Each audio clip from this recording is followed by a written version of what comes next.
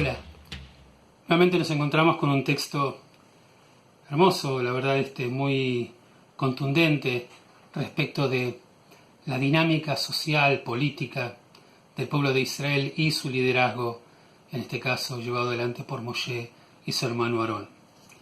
En su momento, alguna vez cuando tocamos esto para allá, en otras instancias, recordamos la crisis y los motivos de la crisis en la cual Moshe se encontraba inserto y el motivo de ello, ya que Dios había castigado al pueblo de Israel por todo el episodio de los espías que cuando volvieron luego de estar en la tierra de la que iba a ser la tierra de Israel, la tierra de Canaán,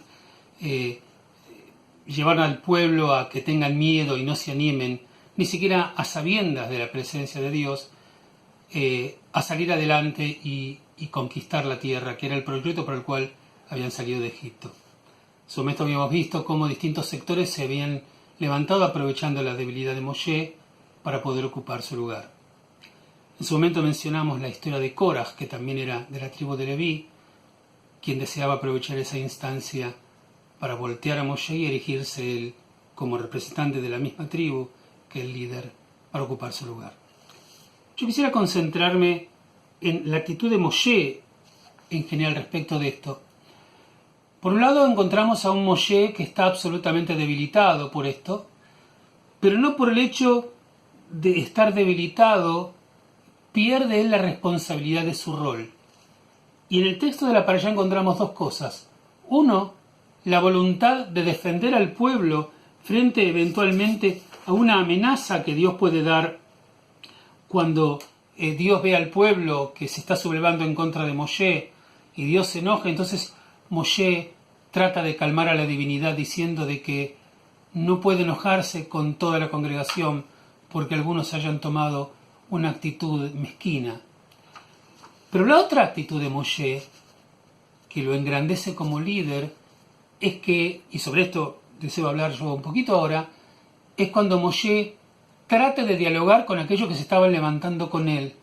No solamente busca defender su postura o defenderse de los ataques, sino que mientras trataba de defenderse de los ataques, no perdía de vista la increíble, la importantísima necesidad de sostener un diálogo. Moshe no se desvía de su liderazgo, aunque él sea atacado. Tampoco pierde su responsabilidad, aunque eventualmente este levantamiento de la gente le podía costar su lugar, su rol y su puesto como líder del pueblo, más allá de que había sido el propio Dios quien lo había elegido. Sin duda la sublevación del pueblo o de los líderes que se estaban levantando en contra de Moshe era un levantamiento en contra de la voluntad de Dios, aunque ellos no lo quisieran poner en esos términos. Pero Moshe quiere mantener el diálogo. Luego de su intercambio de palabras con los representantes de la tribu de Leví, con Korah y quienes lo acompañaban, él pide a su gente que convoquen al otro grupo que se había levantado, que el grupo de los reubenitas. Reubén era la tribu primogénita, que seguramente también aprovechaba el debilitamiento de Moshe, quizás para instalarse en tanto primogénitos de Israel, en un lugar de importancia y de rango.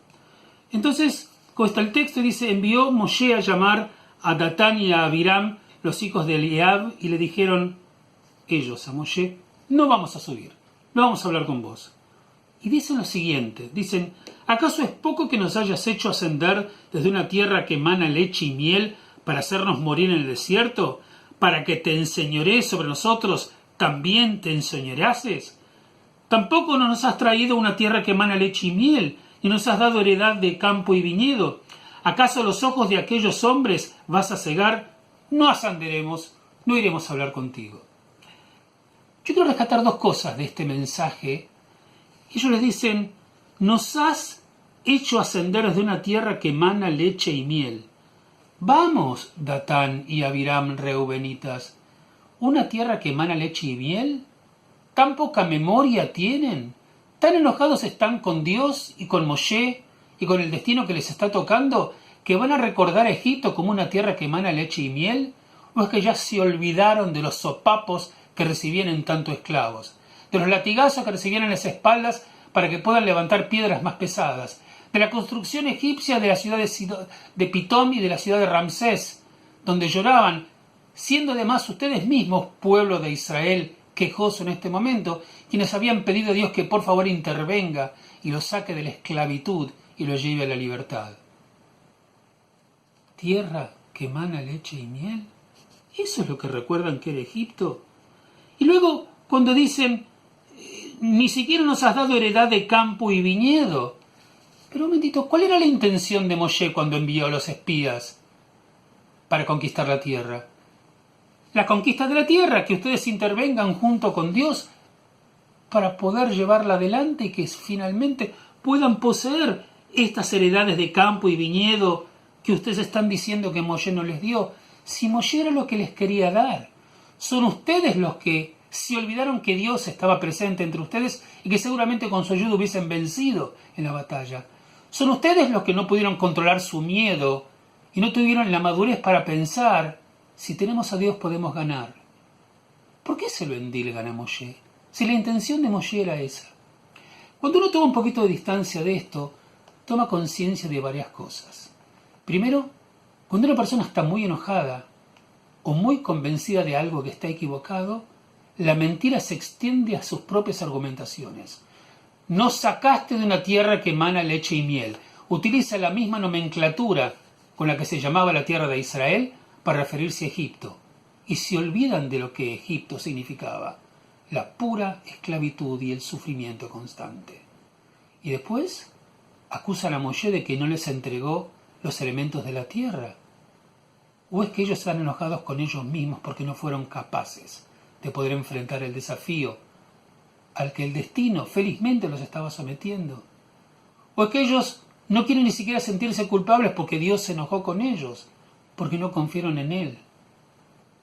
Y Moshe lo único que quería con ellos era explicarles, era dialogar. Cuando alguien no quiere el diálogo, siempre va a buscar un argumento para no sostenerlo. Y cuando el diálogo no se sostiene, lo que queda es la violencia, lo que queda es la bronca. Solo el diálogo lo puede vencer.